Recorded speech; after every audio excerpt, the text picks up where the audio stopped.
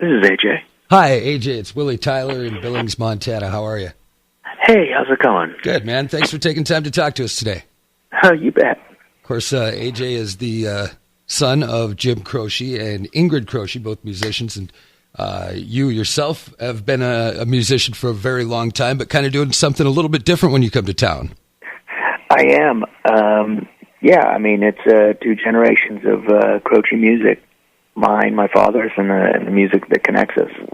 But, I guess because of the new album and the request for certain songs off the new album, I'll probably lean a little more towards that in my section of the show. Right. Your 9th album, Just Like Medicine, was just came out this summer?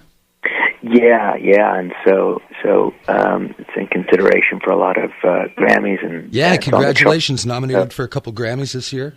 So we're trying to kill 2 birds with 1 stone and get that let people hear that music as well. That was kind of where you first popped up on my radar. Was last summer when Rolling Stone had what was that name of the game that your dad's song? Right. Yeah.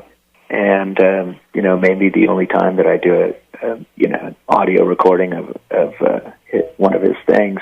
I mean, I did one for a charity, but this was truly a collaborative in the sense that I took a demo and made something out of it. No one had heard of it, and it was one of the last songs that he had written. It was meant for something that was going to come out. After I got a name. Is that kind of how the 2 generations of music thing came about? Did you have so many people asking you to do your dad's songs? Well, I was in a different kind of field of music. Of course, yeah, that's how it started off, and I said no to all of it because I just thought there was no integrity in doing that, and I had no interest in being a carbon copy. But I was doing different music. I was doing jazz, I was doing blues, I was experimenting with all kinds of stuff. I was, writing songs for different kinds of things. I was playing piano for other artists. I just didn't, I'd be a wealthier man if I would have done that. Right. But I sort of came to it in my own time, and after I had some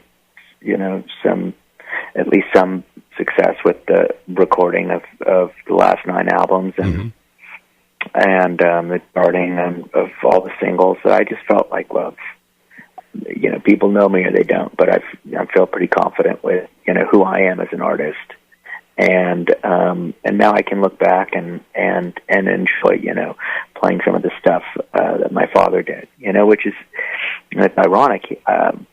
Played for 30 years, and his career was 18 months.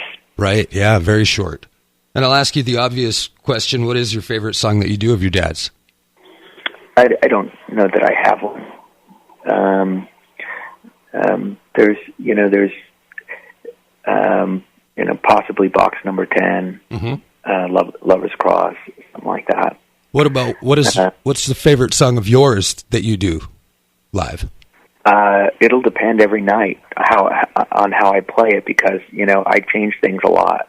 And while the one consistent part of the 2 generation shows is my father's music, my music I'm drawing from 25 years of recording, and then right. I'm also drawing from 100 years of the influences that my dad and I had that are in common. So